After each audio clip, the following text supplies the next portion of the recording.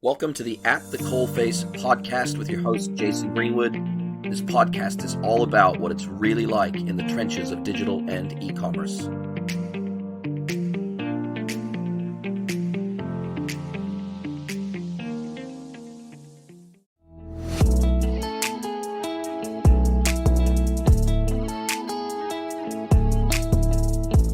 Once upon a time, there were millions of businesses struggling.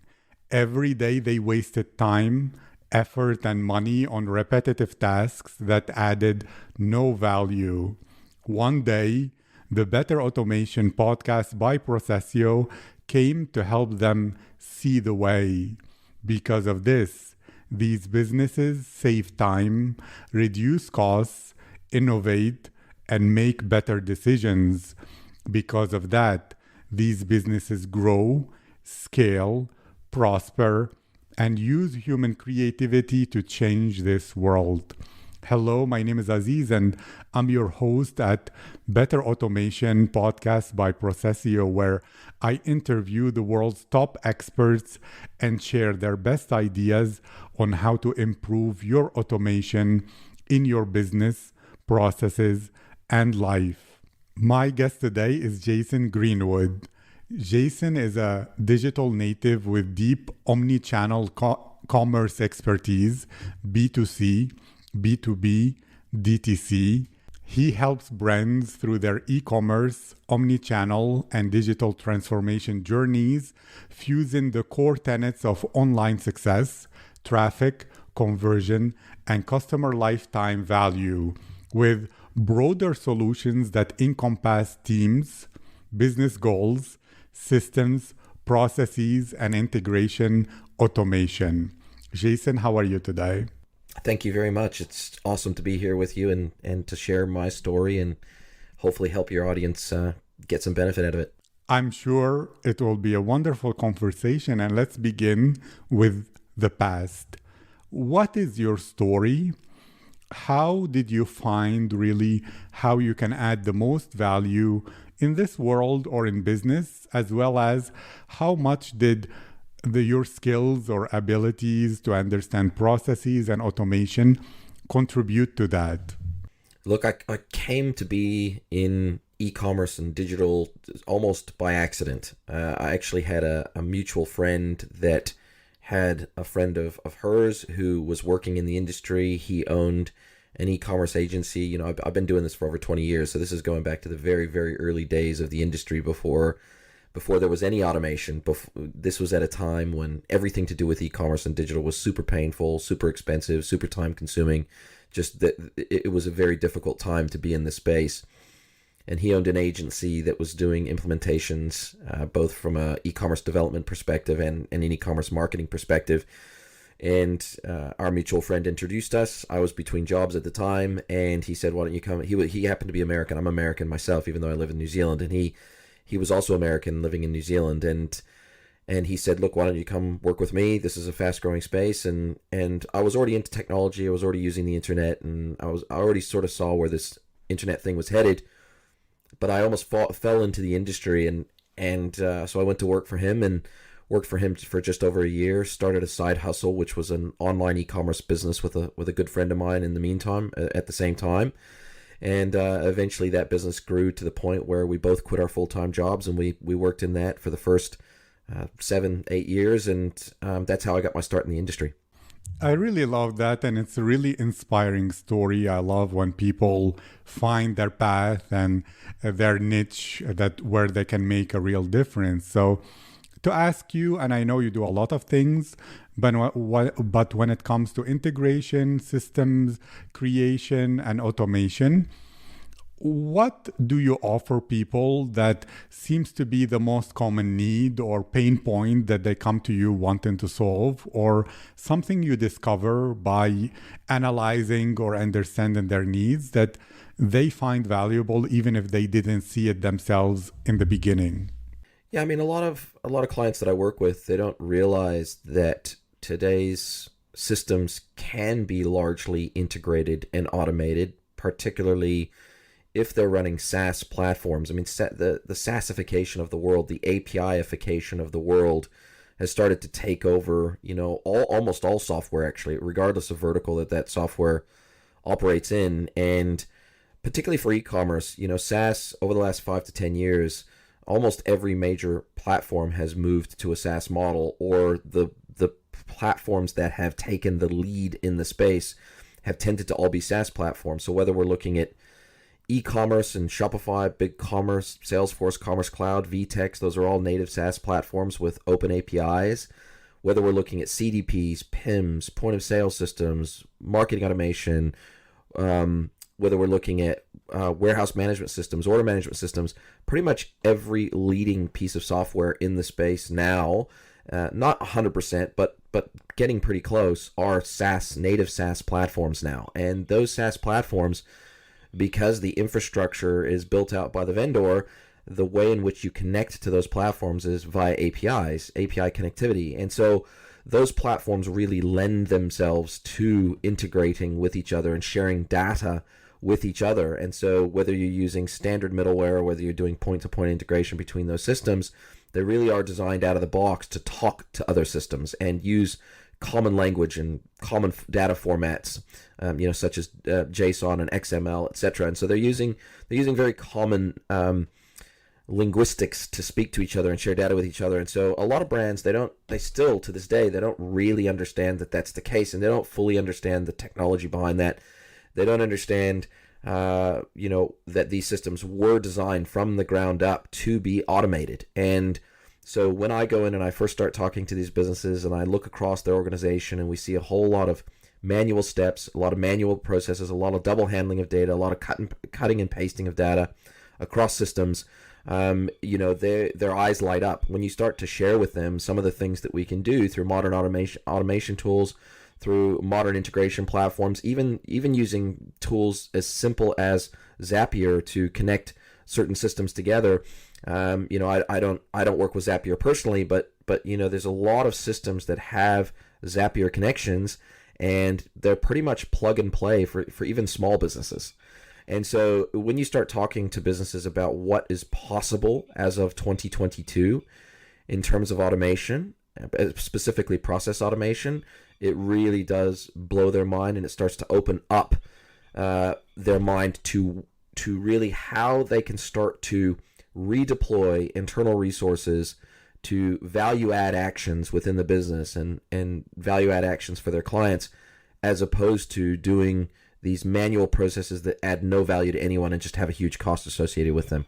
I love that, especially that I'm really aware of the value that what you said, changing and redeploying resources to value-added things. To say it in simpler terms, well, people were doing repetitive tasks. Their time now will be freed to do things that are much higher value, the things that bring in the money, or the things that only a human being can do, as well as, well, the Processio, who is like creating this podcast, one of the uniqueness about them, and they're competing in this space, is that anything that you can create an API for, even if it doesn't come with, that it can be integrated into a workflow. There are some things that are not SaaS, like you said, or don't have a native API. Well, you can have someone or even your own legacy or unique proprietary software.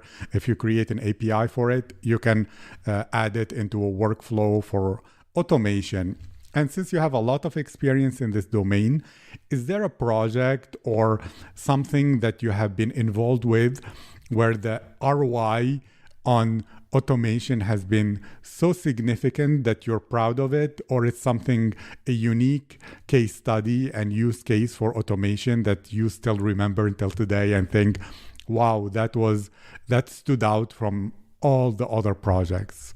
Yeah, look, there's many. Almost every single project has significant integration and automation associated with it nowadays. There's very, very few e-commerce projects or even broader commerce stack projects, whether it be ERP, CRM, doesn't really matter the system. Basically, once you start integrating those systems together, you bring efficiencies to the table. But this is going back to the days when I was still working as an e-commerce manager with a merchant. And so I was e-commerce manager for HealthPost, and by implementing a brand new warehouse management system and integrating that with the broader ecosystem. So we integrated the warehouse management system with both the ERP and dispatch and logistics systems. And what that did, we implemented as part of that system, it had the concept of chaotic put away. And chaotic put away is a methodology of organizing your warehouse, physical warehouse space, using basically AI and machine learning to put products away in a non-human understandable way. So if you're manually organizing your warehouse, for example, then you have to organize your warehouse usually by maybe a category is on a specific aisle, or maybe products are organized by brand and alphabetized, or you have to organize your warehouse in such a way that humans can understand when they receipt products into the warehouse, they have to go and put them away in a place that when they go to retrieve them for pick, pack, and dispatch, that they understand where to go looking for a product that's on the pick list. Whereas with a modern warehouse management system like we implemented that does chaotic put away, it knows all the tiny little holes and gaps throughout the entire physical warehouse of where inwards goods can be located. And it doesn't need to organize it in a way that it understands, because it knows down to the physical point of location in that warehouse where every single unit of every single item is located. And by shifting from a manually organized warehouse to a machine organized warehouse, there was over 20% improvement in warehouse space utilization. So instead of having to keep spaces free, even though there may have been a gap in the warehouse, if you manually organize the warehouse, you need to keep spaces free for products that live in that space. So if you have an alphabetized warehouse, for example, you have a product with a specific brand name and it lives in this cubby hole. Well, even if you're out of stock of that product, you have to keep that gap free, because when that comes back into stock, it has to go back into that slot. Well, with chaotic put away, that doesn't have to happen. Products can go anywhere, and the machines always know, and it directs you where to put those away, where it knows there's a gap suitable to fit that product. And we achieved an over 20% improvement in space utilization by going to chaotic put away and automation. And then we also gained a significant amount of throughput improvement at the pick, pack, and dispatch tables by having automation, basically, and through carousels, automated carousels, bringing products from the back of the warehouse, instead of being walked to the front of the warehouse, being brought by carousel to the front of the warehouse and being dropped off directly next to the pick, pack, dispatch stations, so that people could grab them directly off of the carousel. And so this is the type of automation that, and data workflows, and using AI and machine learning, these are the types of automations that can dramatically improve space utilization, throughput, employee performance, and also employee, satisfaction out of their jobs. Instead of having people, walking, 50, 100, 200 meters from the back of a warehouse to the front of a warehouse 100 times a day, we now have automation that brings stuff from the back to the front and sends it to the exact person that needs to do the actual packing of that particular order. And so you're putting people in a place where even what would traditionally be considered a relatively menial task in a warehouse, you're freeing them up to do this stuff that really only humans can do at this particular point in time. Now in the future, pick, pack, and dispatch may be, and obviously with Amazon, there's a lot of automation in their warehouses, but in smaller privately owned warehouses, they're not 100% automated yet, and so you still have human beings doing certain things. But if we can make them more efficient at what they do, and we can take away the most nastiest, hardest, most unhuman, unfriendly tasks away from them, and we can give those to the machines, and we can do the stuff that is at least somewhat more fulfilling and more efficient at the same time, then it kind of benefits everyone. Thank you. I love what you're saying. And at the same time, some of the listeners might be wondering, at which stage do e-commerce companies will they be most able to take advantage of what you offer? When do you recommend they begin to use such like integrations, automations, AI, and things that will make a big difference to such larger warehouses? Well, at which stage should they begin looking into that? Look, I think it probably matters less what, say, for example, revenue level that they're doing, and it probably matters more what level of profitability they are at, because you can have businesses that are doing multiple millions of dollars a year in revenues, but they might be operating on razor thin margins, and they just don't have the profit to reinvest into technology, to reinvest into automation, to reinvest into integration. And so it really comes down to, I guess, how much free cash flow they're throwing off. But usually, so let's just take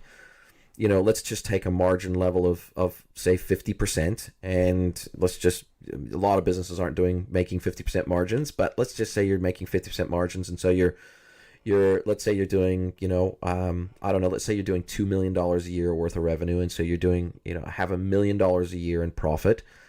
And that's after not only, paying for staff and all the other things. So we're talking net profit here of $1 million.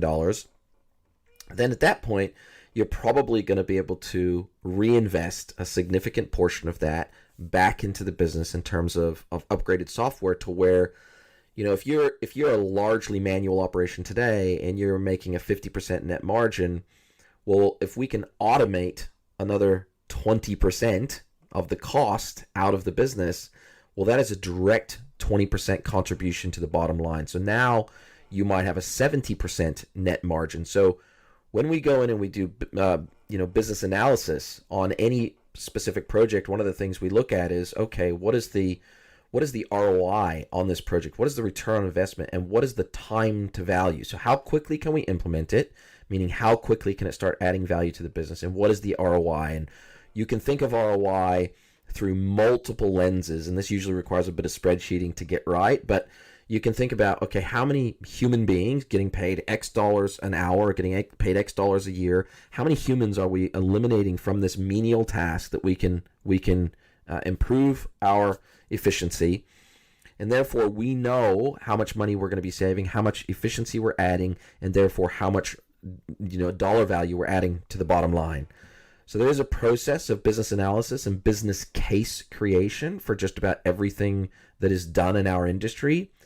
But then there are also some times where they are table stakes. So there's certain things in our industry that are considered table stakes nowadays. And when you start out as a business in our space, if you aren't starting kind of at that minimum level, then you're not going to be competitive even from the start. And so there are certain things that you have to do, whether you want to or not, just to be viable. And so if you're bootstrapped, then you need to have enough cash to get you through that initial runway of getting up and running. But the thing I'd like to say here is that there's a lot of out-of-the-box tools, apps, and integrations that don't necessarily require a lot of customization to make happen. And we can think of something as simple as the Shopify App Store. We can think of some integrations with some third-party platforms that they have apps from those third-party systems that plug into Shopify. Pretty much you install the app, it connects to the third-party system. Let's say it's a logistics system or a 3PL provider system or and the like, or it's marketing automation or whatever. And these automations and these integrations, they take virtually zero effort from the brand to implement. Now, there are custom integrations sometimes that are required, but there are a lot of out-of-the-box things that happen in our industry now that the ecosystem has built out over the years between common systems. So let's just take ERP. So NetSuite, for example, is a very common SaaS ERP used by many, many e-commerce and omnichannel businesses. Well, those other third-party systems that need to connect to NetSuite and NetSuite needs to connect to, there's a lot of suite apps in the App Store for NetSuite that connect to those third-party systems out of the box. So, it really does come down to, does it require custom integration, yes or no? Does it have an out-of-the-box integration? Yes. Well, if it does, then pretty much just plug it in, do a little bit of configuration, and we're off to the races. So we try to look at the difficulty of adopting automation and integration into any given system or any given process, and that helps to form the foundation of the business case for introducing that integration.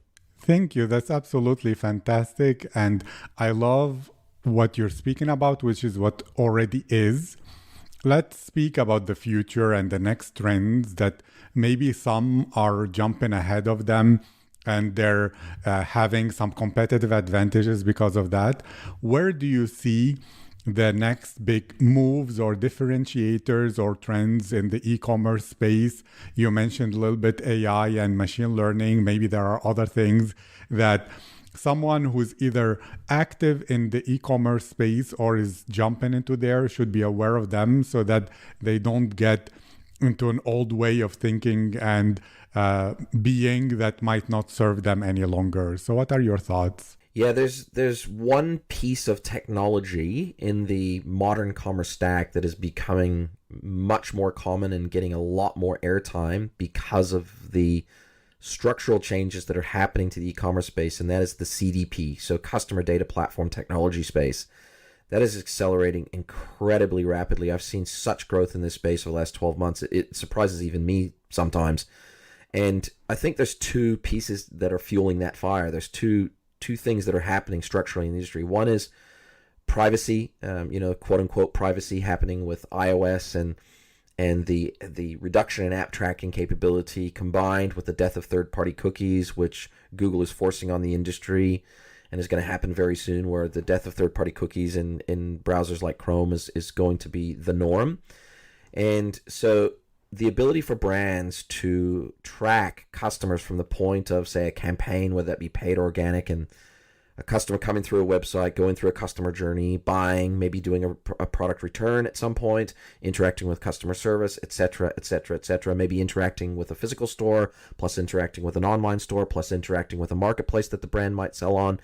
There is so much data that is available about your customers, but you have to have a automated way of gathering, organizing that data, storing that data, and then creating actionable insights from that data. And CDPs are uniquely positioned to do exactly that. They are designed specifically to do exactly that. They are designed to ingest data from multiple systems, whether that be an ERP, e-commerce website, a point-of-sale platform.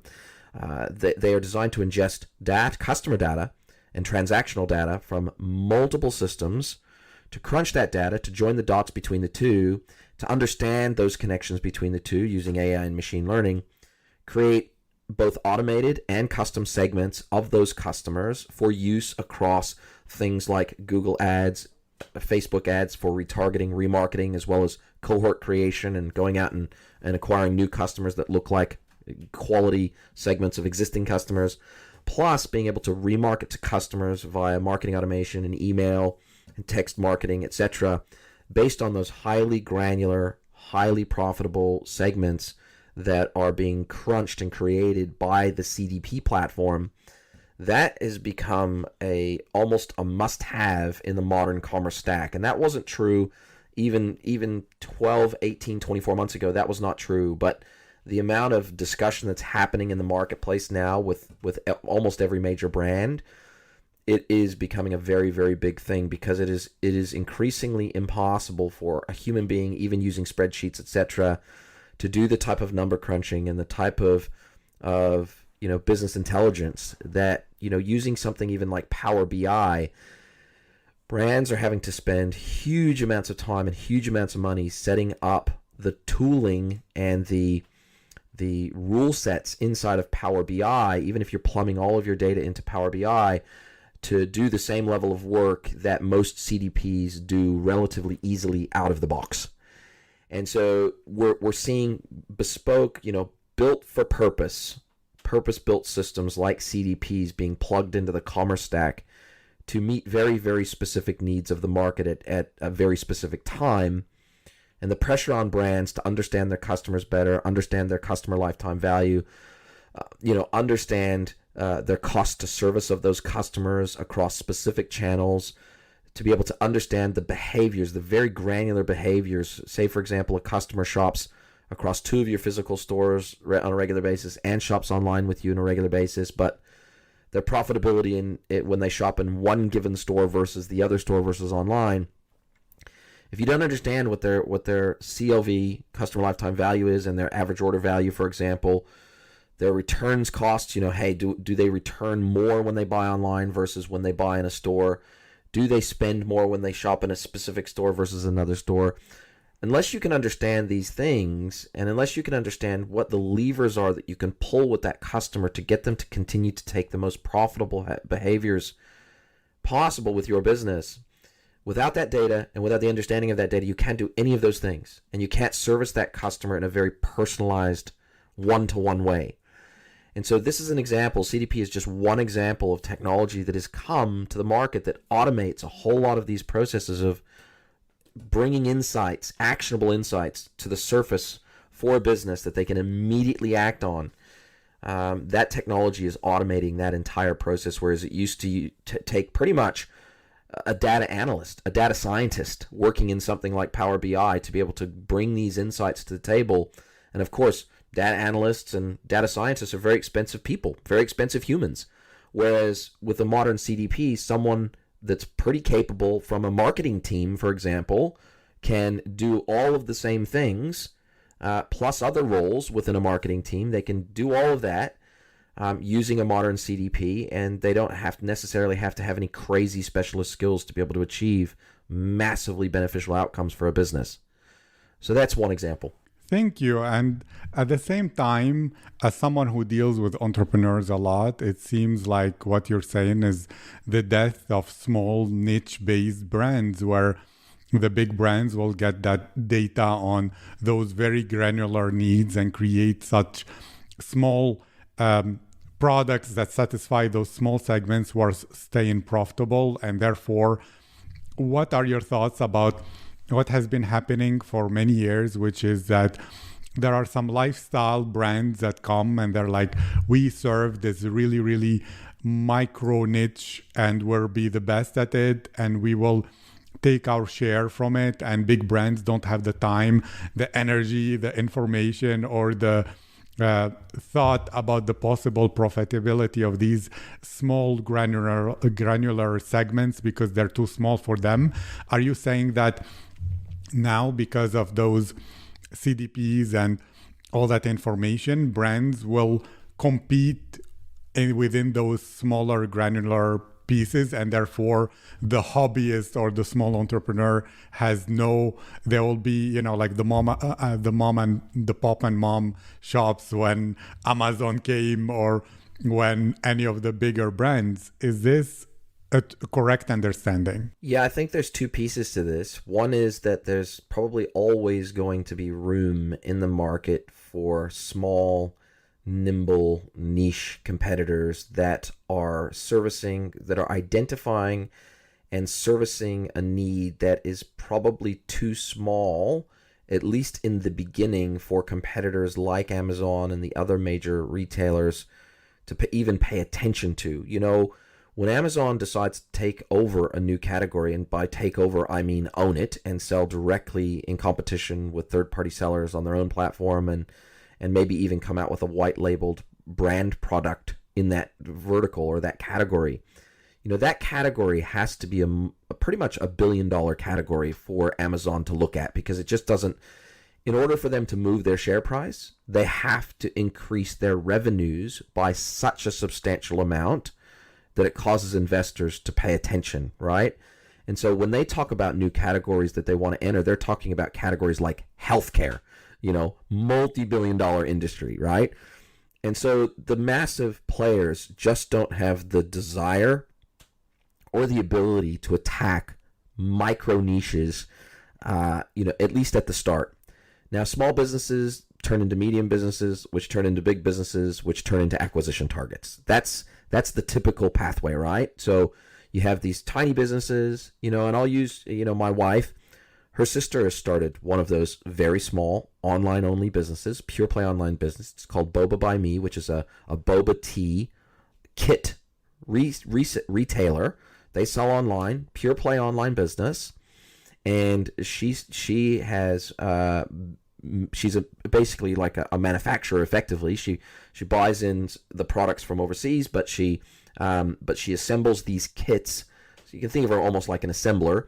Assembles these kits, puts them together. She's got a very strong brand, so the design aesthetic, it's very beautiful, and she ships these boba tea kits to her customers to her end customers all around the world.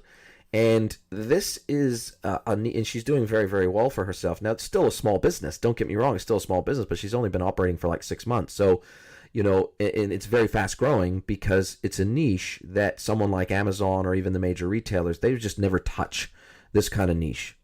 But my wife is Asian, and obviously her sister is Asian, and so she understands this niche and the type of customers that she would be targeting, or in fact, she is the type of customer that she would be targeting. So she is part of her community. She is part of that demographic that she is targeting, and that she's been very successful in because she speaks their language.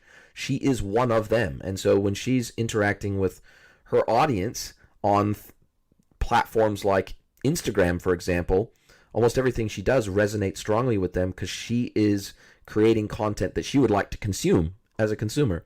And so I think there's always going to be space for these small brands, but once they turn into a medium brand, if they continue to see success, and then they get to a place. So I work with primarily B2B and D2C brands that are doing, say, minimum of $3 million in revenue or more. So they've found a level of success. They're not a massive company yet. $3 million is not a massive business. That's still a medium-sized business by almost any standard.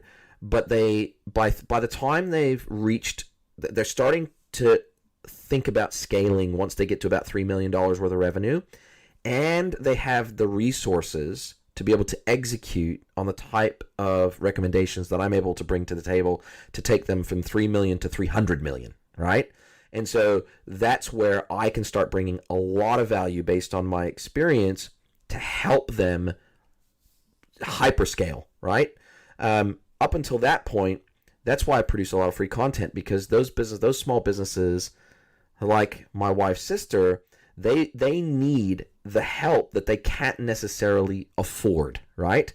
And so I put out content literally every single day for those small businesses from $0 worth of revenue to, say, $3 million worth of revenue. They will get massive benefit out of the content that I put out that covers off a lot of the more basic stuff that will allow them to get from 0 to 3 million.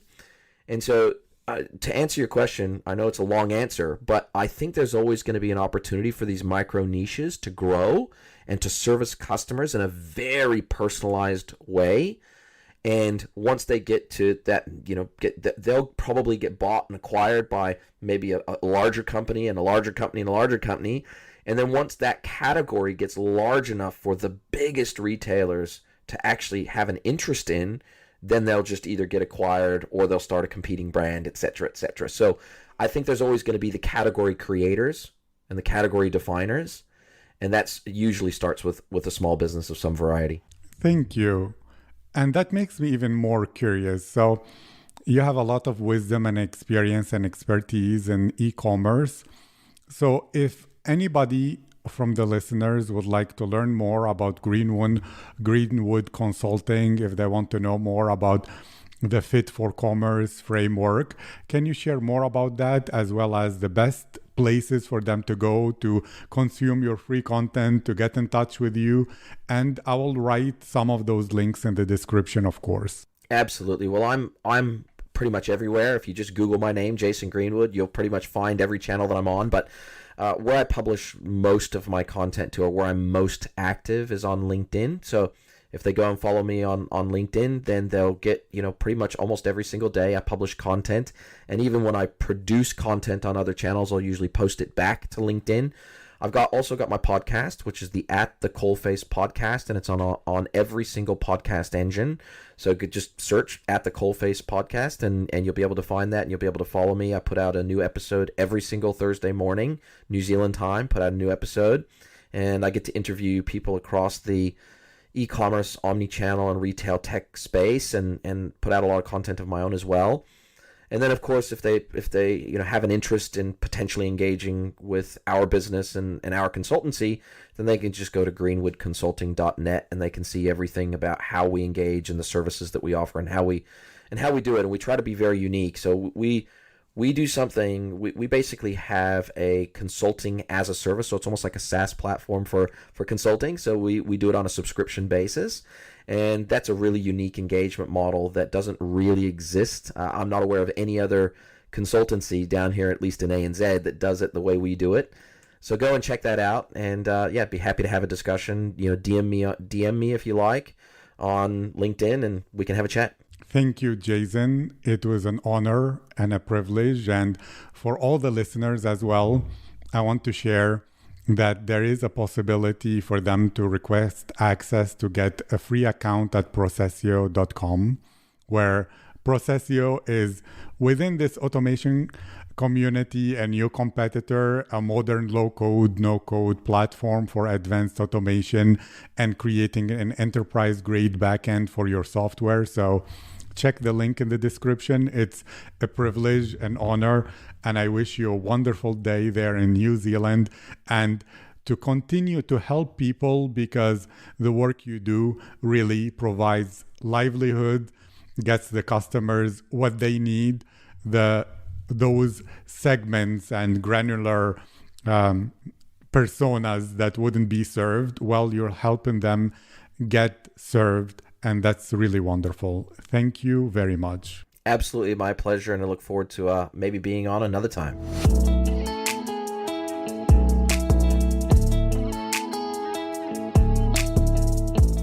Thanks for listening to the At the Coalface podcast. If you want more At the Coalface, you can subscribe to our premium e-commerce and digital newsletter, At the Coalface Digest.